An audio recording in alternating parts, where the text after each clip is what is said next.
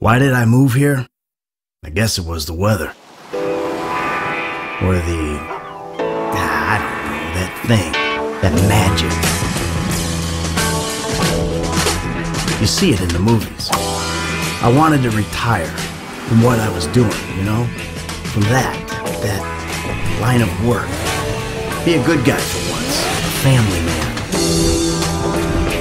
So, I bought a big house, came here, put my feet up, and thought I'd be a dad like all the other dads. My kids would be like the kids on TV.